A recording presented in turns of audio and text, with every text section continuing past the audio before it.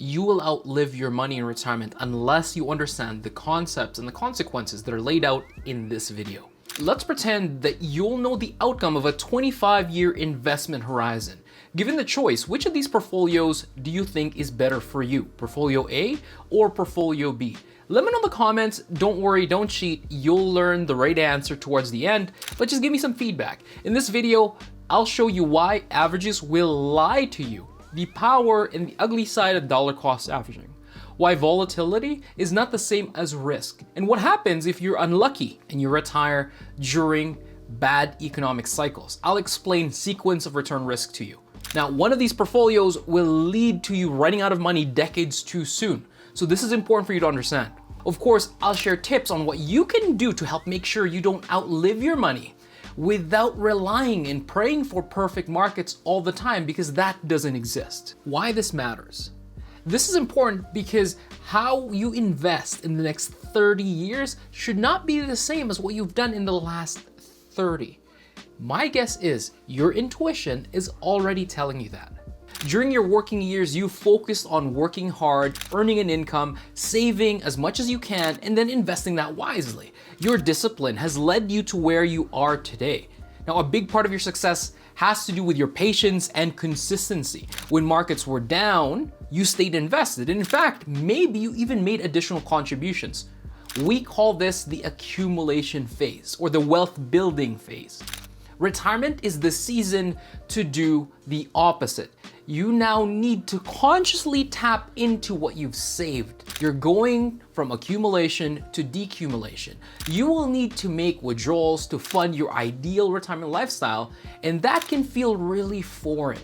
You'll see your net worth go down slowly over time, and this idea fuels the number one fear retirees have. It's the fear of outliving their money. So in this video, I'll address one of the reasons why you may end up outliving your money and what you can do to make sure you don't run out during retirement. By the way, if we haven't met, welcome to the channel. My name is Hervin. I'm a certified financial planner and I focus on retirement income strategies.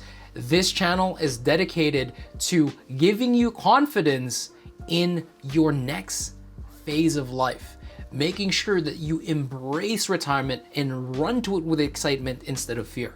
So if anything that we talk about today helps you get a little bit closer to retirement, please share this video with a friend. Let's go back to our two portfolios and work them through an example. Let's say Eric and Jesse are cousins, both 40, and their nana just left them both an inheritance of $250,000, with the caveat that it could only be used to fund their own retirement. Lucky them, right? And thanks to Nana. Now, Eric picked investment A, while Jesse picked investment B. Who do you think would have done better once they retire? Neither one of them. They both would end up with the same dollar amount, $1,073,867. How did that happen? Well, the truth is, Portfolio B actually is the exact same as Portfolio A, but simply with inverted returns. This means that they have the exact same average return of 6%. To prove that, let's introduce Portfolio C, which has 6% every single year as its annual return. So when you're working and you're in your accumulation stages, averages are your friend. Before we switch gears into retirement, let's first talk about volatility. What is volatility? Volatility is the financial stand-in or the mathematical stand-in for risk. It's usually stated in variance or standard deviation, and the formula for both are equally ugly. So let me give you a visual instead, and let's explain what it's really trying to measure. Imagine that I'm playing darts against a professional dart player.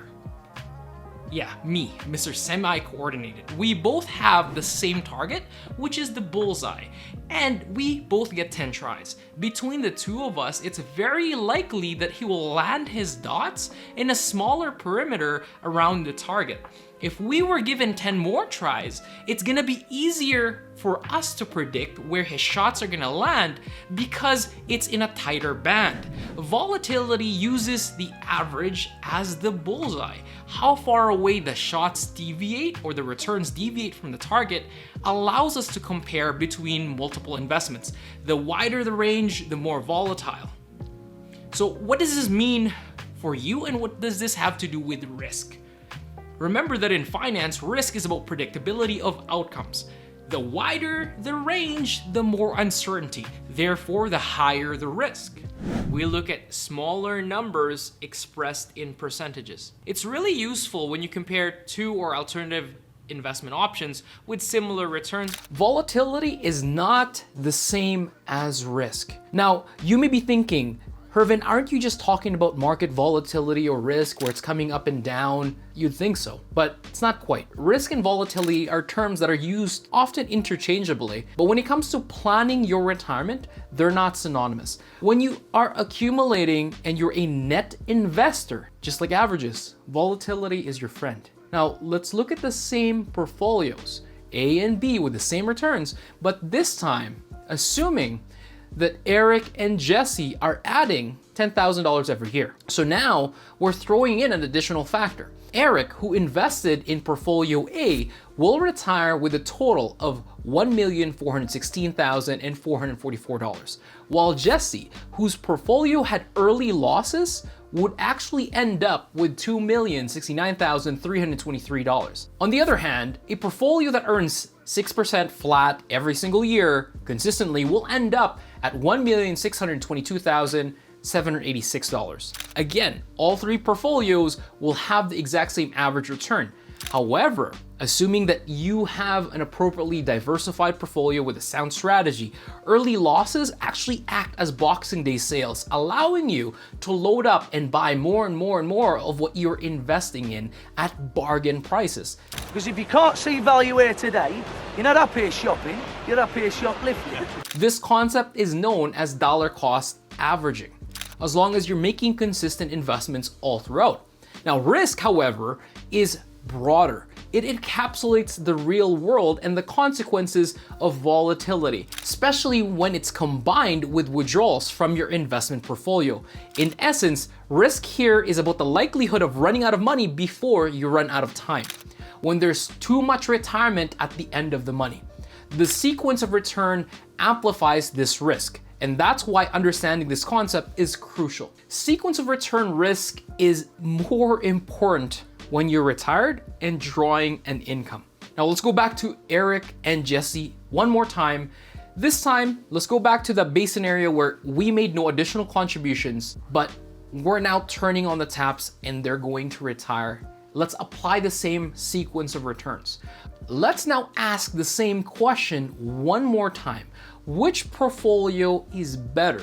But this time they're retired with that $1,073,000 and they need to make withdrawals of $50,000 a year adjusted to inflation. Let's keep Eric in portfolio A. He will leave an estate value of $2,368,834, while Jesse runs out of money at year 15, meaning he would have to find alternative income sources from age 80 to 90. I don't think this is ideal. So what this highlights is that you can no longer rely on averages as a healthy gauge for your investment decisions when you retire.